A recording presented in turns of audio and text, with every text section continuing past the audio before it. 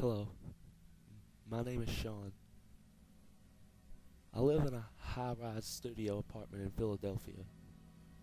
Recently, I've seen many arcane events unfold and would greatly appreciate any advice.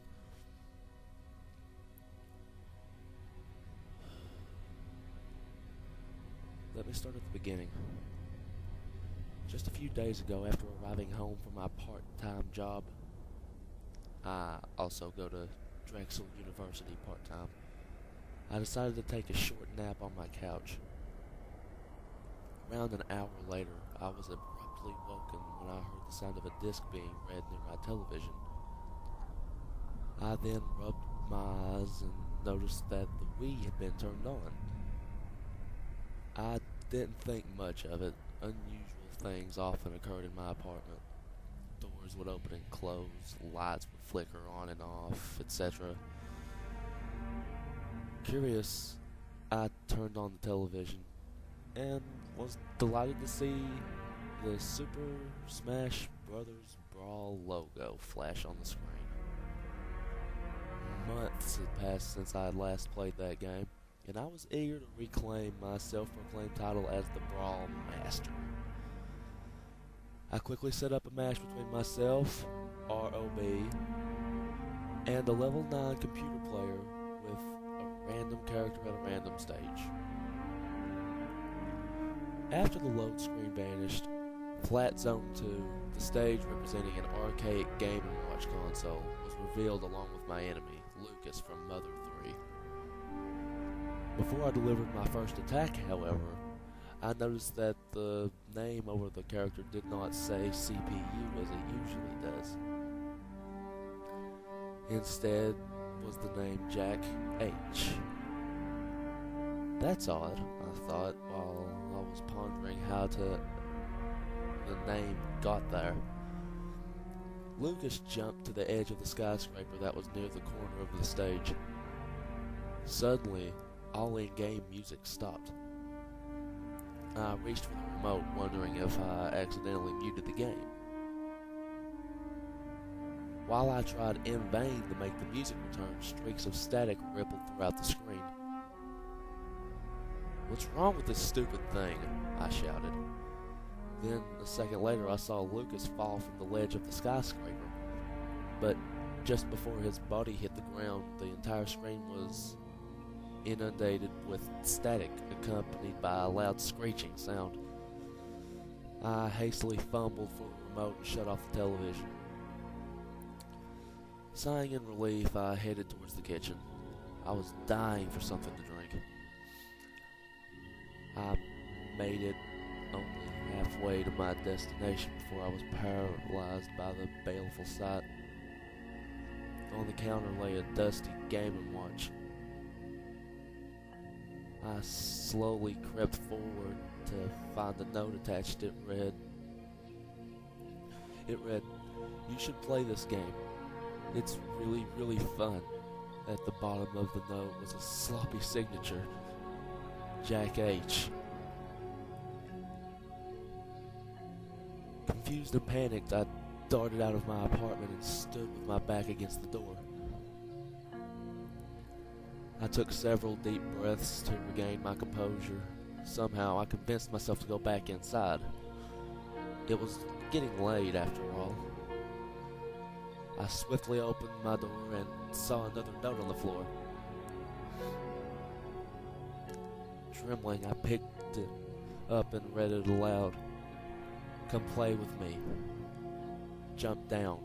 I'll catch you." Once again, the note had an uncanny signature, Jack H.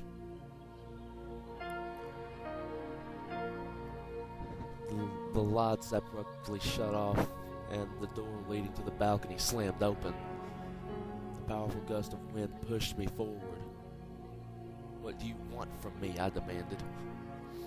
All I heard in return was the lurid sound of a boy's laughter. The wind became so strong that I tripped. I was propelled to the threshold of the room leading to the balcony. With all the strength I could muster, I lashed onto the door and screamed. Suddenly, the front door burst open and a voice loudly asked, "Sean, what's going on in here?" Simultaneously, the lights flashed back on and the wind dissipated, leaving my house in sheer bedlam. "Chris?" I murmured, catching my breath. "I was just about to have a smoke and I heard you yelling. This place is trashed. What happened?" "Chris, do you have any idea who Jack H. could be?" His eyes widened and he asked, "Where did you hear that name?" "He's been leaving extremely disturbing notes everywhere." "Why, do you know him?" I asked. His face cringing in fear, he retorted, "This is really bad. Hurry and come with me. I'll tell you about Jack Hill." We rushed into his place adjacent to mine and began talking. Jack Hill was the only child of Mary Hill, who lived where you do now. Chris quickly said while gathering many of his belongings. "As you know, I've lived here for a very long time. Jack and Mary lived here several decades ago. Being a single mom, Mary worked 2 jobs to support herself and her child. She did whatever she could for the boy, but was rarely home to see him. She longed for her son to be happy, and one day she bought him some video game called Fire for the Game & Watch," I interrupted. "Yes," he continued. "Jack really liked that game. In fact, whenever his mother saw him, he was playing that game. He became so addicted to the game that he skipped school one day to play it. After receiving notification from the school, his mother had no choice but to take the game away from him. Afraid that he would find the game, she explained the situation to me and asked me to keep it. Jack became hysterical. Through the walls I heard him talking non-stop about the game, high scores, how he saved the day every time. Though I found his rambling disconcerting, I saw it as harmless. That is, until that cold, windy night. That night, when Jack's mother arrived home, he begged her to play with him. "Sure, what would you like to play?" she asked. Then I heard a door barged open, followed by a strange request. "Jump down, I'll catch you." The last thing I heard was a terrified shriek next door, and I ran there as fast as I could, but when I opened the door, all I saw was the deranged face of Jack Hill, standing next to the ledge of the balcony. "What have you done?" I asked. He flourished a big smile, one that felt like 1,000 needles piercing into my skin, and jumped off the building. After Chris told the story, he had finished stuffing his belongings in a suitcase. "Listen to me, Sean. Both of the people who lived there before you also leapt to their death. I refuse to see another life disappear before me. The police may think these suicides are coincidences, but I know that Jack Hill had something to do with it. His rancor will never be put to rest. Sean, you need to move immediately before it's too late. I'm leaving now. Best of luck to you."